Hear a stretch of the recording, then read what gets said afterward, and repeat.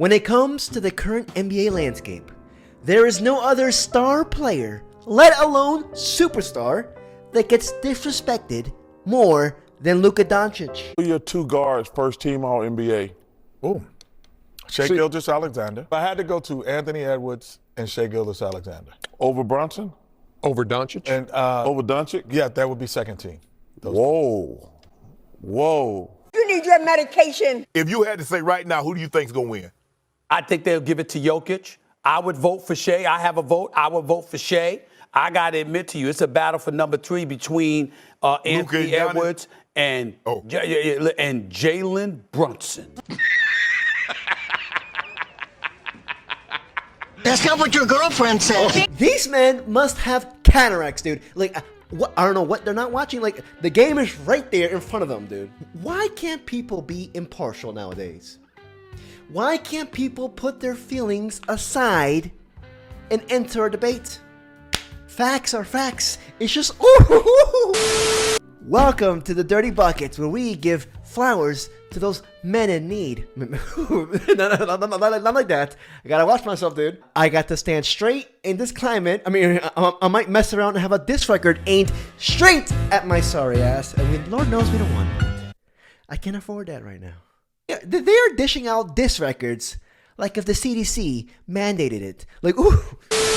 If you enjoyed the video, please like and subscribe. Anyways, in this video, I want to go in deep and expose these quote-unquote haters who are out here spewing hate towards Luka Doncic. I do not know why.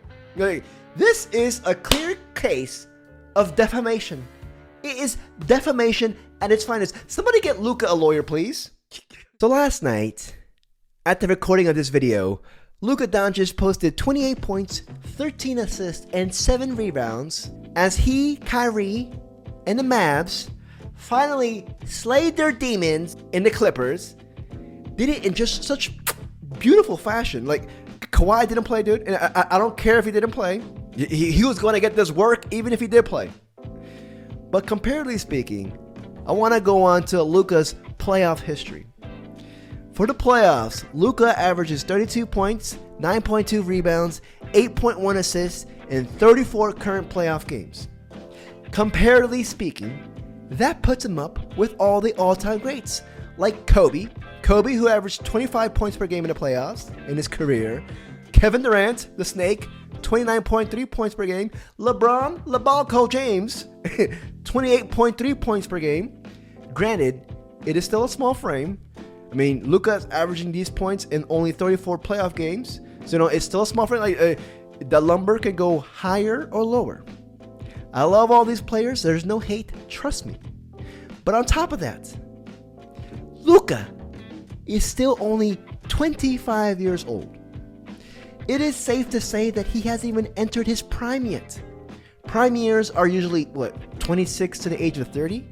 25 years old. He probably just saw Lion King for the first time, dude. Like probably a couple months ago. He probably just saw Lion King. You know what I mean? He doesn't even know what a VCR is. If you ask Luka Doncic what a VCR is, he'll probably think that's like your pronouns or something like that, dude. I just wanted to state that because, well, in the NBA world, the NBA sphere, a lot of people dictate their legacies of the players according to their playoff success. Regular season success means nothing compared to the playoff success. Since Luka joined in 2018, like, this man has been on a tear. But then you got people like Gilbert Arenas and his camp. Like, and it hurts my soul because I'm a Wizards fan and Gilbert is a Wizards alum. But being impartial, people in his camp are spewing hate. I do not know why. Towards Luka. Like, Gilbert Arenas tweeted this a week ago when the Mavs were losing to the Clippers. Is Luka the best player on this team? Enough said. But in the MVP vote, he's the 4th best player in the NBA compared to the bullshit list from the other day. He in the MVP conversation, and in my opinion, I don't think he's the best player on this basketball team. Luka can't guard this goddamn camera stand. What? I would be willing to bet that even Kyrie himself doesn't believe that statement. Kyrie signed with the Mavericks with the notion saying that Luka is the leader of this team. I know that Kenyon would whoop my sorry ass up and down the street. I know he would. He'd whoop my ass, dude. He'd have me screaming for my ancestors. But hot damn, like, why is he spewing? It's like I don't even want to pull out the stats because Lord knows I got them stats on hand, boys. I do not understand. Why is it? Like, is there some sort of jealousy? Is there some underlying barrier that you just don't want to admit? I do not understand it. He must be going through menopause. Kenyon Martin must be going through. The team is clearly built around Luka. The owner stated, the own teammates stated, the coach knows, and you're gonna say that Kyrie is better than Luka? Menopausal activity. Menopausal activity. Ooh. I don't want to live on this planet anymore. You know what? Here's some stats. I'll toss in some stats, dude. Luka Doncic, throughout his short yet illustrious career, was selected unanimously to the NBA All-Rookie First Team and won Rookie of the Year back in the 2018-2019 season. In his next 4 seasons, the man was selected to the NBA All-Star Game and named to the First Team All-NBA team. Doncic led the NBA in scoring to the 2023-2024 season, becoming the first European to lead the NBA in scoring and second international player to achieve that feat. He is also the Mavericks franchise leader already in career triple-doubles. In his 6th season, the season that just ended, dude, Doncic played in 70 games and averaged a league-leading 34 points, 9.2 rebounds, 9.8 assists, a stat line that has never been achieved in a single season in NBA history. Doncic shot 48% from the field, 38% from the three, and another career high 78% from the free throw line. But with that in mind, you still got dishwashers like Nick Young tweeting this out while Doncic is wrecking in the playoffs. Like, if you were to Google Nick Young's achievements, all you would see is a list of Gilbert Arenas' achievements. This man is Gilbert Arenas' butler.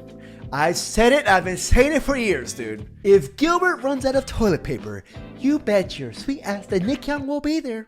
Just call my name, and I'll be there. Oh wait, I have another Luka Hate video clip. And one of the more important differentiators that I used for Shai Gilgeous-Alexander is that he is a two-way player. He's top 10, top 12 in defensive win shares. You got to go a little bit further down to find Nikola Jokic and way further down to find Luka Doncic, who is not... Defensive win shares? I thought we were watching basketball. I'm sorry. Just because you look like you're about to sell me some used solar energy doesn't mean that we got to talk business with you, dude. Like, you over here looking like a lost entrepreneur. See, this is my problem with stats. Well, not stats, advanced, super advanced stats. Don't get me wrong, I'm a stats guy. Look, stat man, yeah, that's me. That's me. I love stats. But when you get in lost and you go dig in deep into the advanced stats, those numbers just don't tell the whole story. Like, we all know that in the playoffs, it's just a totally different atmosphere. Regular season stats sometimes don't really translate to playoff stats. Sometimes, most of the times don't. Like, we've seen all the time these players who thrive in the regular season, but then come playoff time, they're over there freaking shaking in the boots, not contributing anything. Game intensifies. It's just the playoffs is just a different atmosphere, just a different game, different animal. Like, I just don't understand defensive win shares. I'm not taking economics 101 right now, dude. I do not understand. What's next? Offensive back shots? Bro, what are you talking about, man? But you know what? Here are some stats, though. Here are some. The Dirty Bucket got some stats, too. On the defensive end, which a lot of people have been clamoring that freaking Luka doesn't play any defense. Well, this past season, he has made some strides. Some very nice strides. Doncic led the Mavs with 99 steals, which is 1.4 per game. And he also led the Mavs with 38 blocks, which is 0.5 blocks per game. Both of these marks are obviously career highs, and they still don't tell much of the story of how his effort, because defense is mostly just effort, well, IQ involved as well. Doncic finished the season tied for 10th in the league with 2.6 deflections per game. But yet people in freaking business suits are gonna tell me that this man is like, you guys saw him play defense against Paul George? This man is capable of playing defense. Something that Gilbert Arenas knows nothing about. As a Wizards fan, I'm sorry, dude. Didn't play any defense. One thing I want to state is that Luka achieved all of this while pivoting towards the end of the season, because the Mavs reached 50 wins, won the Southeast Division, secured a top 5 seed in the brutal Western Conference, all while navigating through several roster injuries and mixing in a couple of new starting players in the rotation with Daniel Gafford and PJ Washington, both who were acquired in the trade deadline. I do not know why people continue to hate on this man. Somebody please tell me, like, Kenny Schmidt. He's not Smith. He's a Schmidt. Please look it up. He's a Schmidt. Look at his knees, boy. Stephen A. I didn't even touch on them yet, dude. What I do know is that the further Luka advances in the playoffs, the more of a fool I will act up. Oh my God. I will release receipts. I will put cheeks on notice. But if you enjoyed the video, please like and subscribe. I can't say that enough. Do let me know in the comments. What do you guys think? Is he really the king? Is Luka the next face of the NBA? Until next time, until the next reports, until the next series. See y'all.